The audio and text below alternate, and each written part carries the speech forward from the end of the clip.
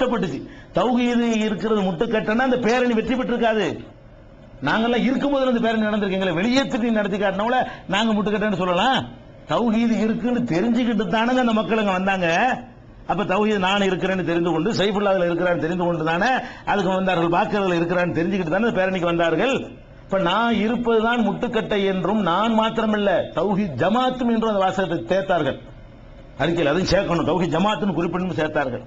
அப்ப இது உண்மையில முட்டுக்கட்டையா, இதான் உண்மையா, இது சொன்னார்கள். ஆனா இது உண்மை இல்லை, வேற நோக்கத்திற்காக வேண்டி இதை இவங்களை வெளியேற்றி இவங்க போனா தௌஹீது போயிடும்.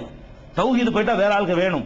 அதுக்கு என்ன பண்ணணும், வேற ஆட்களை கவர் பண்ணுவதற்காக வேண்டி நாங்க தௌஹீதுக்கு எதிரும் டிக்ளேர் பண்ணாதான் சுன்ன ஜமாத் எல்லாம் வருவாங்கன்னு முடிவெடுத்தார்கள். இதை நிரூபிக்கிறதுக்கு எங்கேயும் போக தேவையில்லை. அவர்கள் வெளியிட்ட 4 சீடியில ஜவாஹிர்லாவுடைய வாயிலிருந்தே வரும் அந்த வாசகம் நீங்கள் பார்க்கலாம். சைஃபுல்லா ஹாஜா தலைமையில் அமைந்துள்ள அனைத்து தௌஹீத் ஜமாத் கூட்டமைப்பினுடைய செயல்பாடுகளால் எங்கள் தமுமுகவுடைய அமைப்புக்கு பின்னடைவு ஏற்பட்டது. அதுதான் காரணம். இந்த வாசகத்தை சொல்றேன். இப்படியே பின்னடைவு ஏற்பட்டுச்சாப்ப பெரிய எது காரணம்னு நீங்க பார்க்க மாட்டோமா?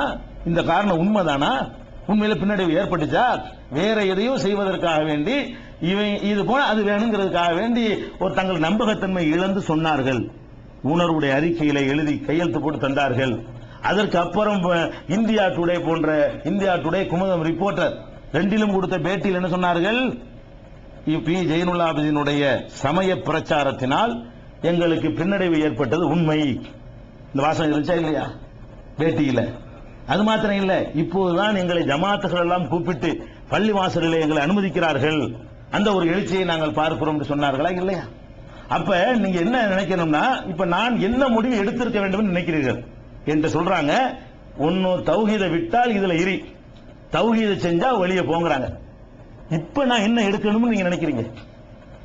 இந்த உலகத்துடைய ஒரு புகழ், உலகத்து நன்மை, சமுதாயத்துக்கு நன்மையை நான் எடுத்து நரகத்துக்கு போறதா, என் மறுமைக்கு வெற்றி தரக்கூடிய தௌஹீத நான் நிக்கிறதா? தௌஹீத நான் இருப்பது மறுமைக்காக வேண்டி. அந்த தௌஹீது இருந்ததுனாலதான் நான் இதெல்லாம் செஞ்சேன். தௌஹீது சிந்தனையினாலதான் இயக்கம் காண்பதற்கு முன்னாடி அந்த மக்களுக்காக வேண்டி நான் உழைச்சேன். அந்த சிந்தனையினாலதான் இந்த இயக்கம் கட்டணும் நான் பாடுபட்டேன். அந்த சிந்தனையினாலதான் இவ்வளவு கஷ்டங்களுக்கு நாங்க ஆளானோம். எந்த சிந்தனை எங்களை இந்த இதுக்கு தூண்டியதோ அதை விடுன்னு சொன்னா இந்த மாதிரி உலக வரலாற்றில் எந்த இயக்கத்தை நடந்திருக்குமாங்க? இப்படி ஒரு அணி, இப்படி ஒரு கோரிக்கையின் முன்னாடி வைக்கிறார்கள். நான் என்ன செய்யணும்னு நினைக்கிறீங்க? இல்லங்க, நான் இதுல இருந்துகிட்டே இருக்கிறேன், நமக்கு சமுதாயம் முக்கியம்தான், நீங்க வாட்டுக்கு என்ன செஞ்சுட்டு போங்க, இனிமே நான் இந்த பிரச்சாரம் பண்ணல, தர்கா பத்தி பேசல, மதுகை பத்தி பேசல, தர்கா பத்தி பேசல, சிறுக்கு பிதத்தை பத்தி பேசல, தாயத்தை பத்தி இப்படி சொல்லணுமா? நல்லா கவனிக்கணும். இந்த இயக்கம் ஆரம்பித்த நேரத்தில் நடந்த ஒரு சம்பவத்தை நினைவுபடுத்துகிறேன். தமுக ஆரம்பிக்கப்படுகிறது. அப்ப நம்மளோட இந்த தௌஹீத் சகோதரர்கள் எல்லாம் முதல் போராட்டத்தில் கலந்துக்கிட்டாங்க. கலந்த பிறகு என்ன வற்புறுத்துறாங்கன்னா, 2 தலைமை ஆகுது, ஜாக்குண்டு தௌஹீதுக்கு ஒன்று இருக்கிறது. இப்ப நீங்க தமுக வந்தீங்கன்னா 2 தலைமை அந்த சமுதாயத்தை கூறு போடுறோமே, ஒரு தலைமையில் இது செஞ்சா என்ன அப்படின்னு என்கிட்ட வற்புறுத்துறாங்க. இது வேணாங்கிறாங்க. போராட்டத்தில் என்னுடைய இதை மதிச்சு கலந்து கொண்டார்கள், என் மீது உள்ள அபிமானத்தில் கலந்து கொண்டார்கள் சகோதரர்கள்.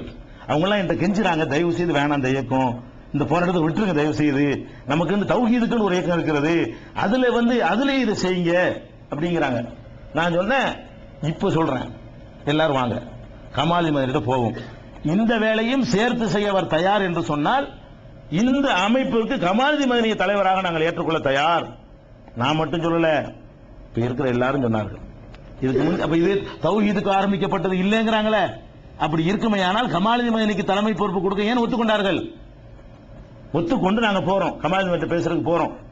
என்னை அழைத்து செல்கிறார்கள். நான் பெரிய புதுப்பேட்டையில் உள்ள மர்கஸுக்கு போகிறேன்.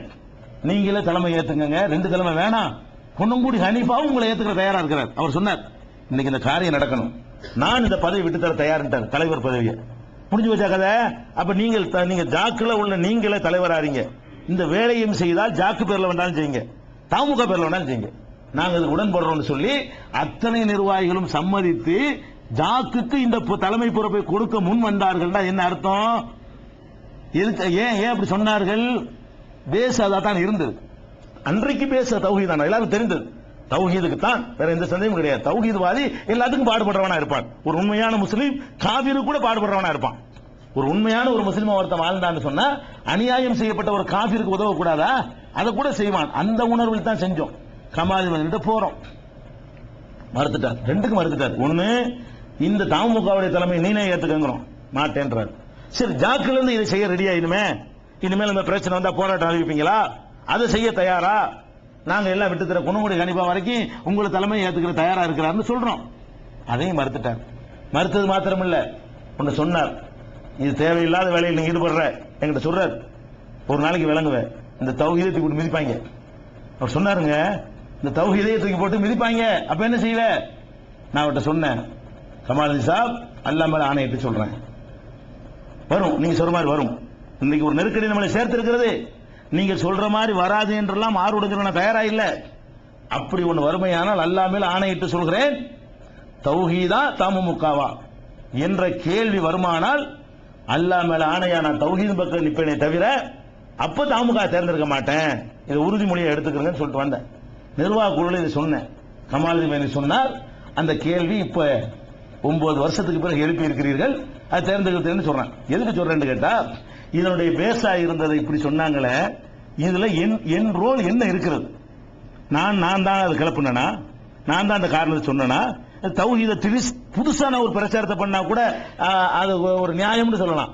நான் 80ல இருந்து செஞ்ச பிரச்சாரம், 95ல தமுக ஆரம்பிக்கும் போது செய்த பிரச்சாரம், நேற்று செஞ்சது, முந்தா நாள் செஞ்ச அமைப்பாளர் இருக்கும்போது செஞ்ச பிரச்சாரம். என் தமுக அமைப்பாளர் இருந்து தௌஹீத் கூட்டம் போகலையா? தௌஹீத் பிரச்சாரம் பண்ணலையா? அமைப்பாளராக வெளியே இருந்து கொண்டு நிர்வாக குழுவில் ஆலோசகராக இருந்து கொண்டு நான் அந்த தௌஹீத் வழியை நான் செய்யலையா? அது திடீர்னு இந்த 2004 முட்டுக்கட்டை ஆகுறது எப்படி முட்டுக்கட்டை ஆகும்? அப்படி ஒரு சூழ்நிலைக்கு நான் தள்ளப்படும் பொழுது மறுமை முன்னிறுத்தி நான் என்ன முடிவு எடுக்கணும்? வேற என்னங்க எனக்கு என்னங்க என்னுடைய மதிப்பு கௌரவம் எடுத்தா என்ன குறைகள் இருந்துச்சு? எனக்கு அந்த இயக்கத்தில் எனக்கு என்ன குறை இருந்துச்சு? எனக்கு எந்த குறையும் கிடையாது. நல்லதான் இருக்கப்பட்ட ஈகோவுக்காக எடுக்கப்பட்ட முடிவுலாம் அல்ல. அப்படி பதவி எதிர்பார்த்தா நான் தான் அமைப்பாளராக இருந்தேன். கைப்பற்றிருக்கு என்ன இருக்கு? நான் தான் அமைப்பாளராக இருந்தேன். கஷ்டமான காலத்தில் அமைப்பாளராக இருந்தேன். ஜெயில் என்ற காலத்தில் அமைப்பாளர் இருந்தேன். உள்ள தள்ளிடுவாங்கிற காலத்தில் அமைப்பாளராக இருந்தேன். இந்த இயக்கம் இஸ்ஸத்தோட கண்ணியத்தோட வந்து போலீஸ் கை வைக்க மாட்டான்ங்கிற ஒரு நிலைக்கு வரும்போது தான் பொறுப்பு விட்டு விலகினேன்.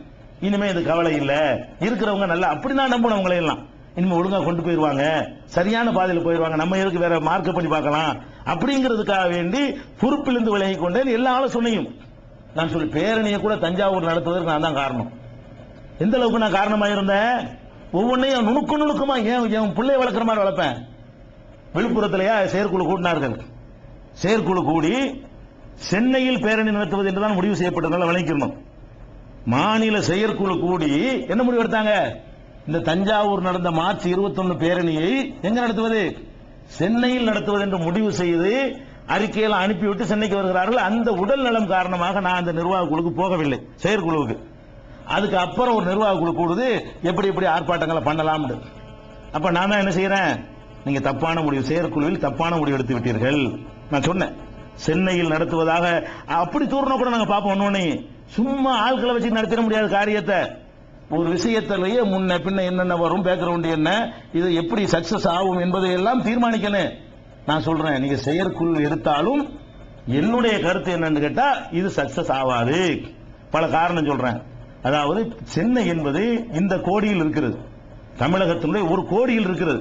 நாகர்கோவில் இருந்து ஒருத்தன் புறப்பட்டு வர்றதா இருந்தா அவனுக்கு 2000 ரூபாய் வேணும், அப்பதான் அங்க இருந்து சேர முடியும். ஒரு பெரும் தொலைவில் இருக்கிறது. முதல்ல ஒரு பேரணியில சக்தி காட்ட நீங்க நினைச்சீங்கன்னு சொன்னா நகரின் மையப்பகுதி, தமிழகத்தின் மையப்பகுதியில் இருக்கணும். அப்பதான் எல்லாரும் குறைஞ்ச காசுல வர முடியும். எல்லாரும் என்ன செய்யணும்? நாகர்கோவில்காரனுக்கு பாதி காசு ஆயிரும், மெட்ராஸ்காரனுக்கு பாதி காசு போயிடும்.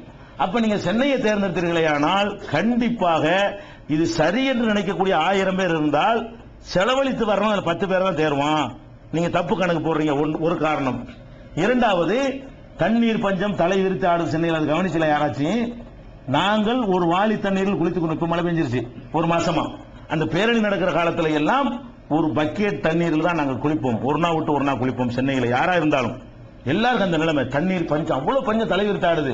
நீ பல்லாயிரக்கணக்கான மக்கள் வந்துட்டு அவன் எங்க குளிப்பான், எங்க போய் அவன் வந்து ஒரு தண்ணிக்கு என்ன பாடுபடுவான்? தண்ணி முக்கியமான தேவை இல்லையா? இது எப்படி இந்த இடத்தை நீங்க சூஸ் பண்ணீங்க? மூணாவது நான் கேட்டேன், நீங்கள் தஞ்சையில் நடத்தினீர்களே ஆனால் அந்த மேப் போட்டு கொடுக்குறேன், இந்த பாருங்க எவ்வளவு முஸ்லீம் ஊர்கள் இருக்கிறது தஞ்சையை சுற்றி. சூரந்துளையிலிருந்து 5% வந்த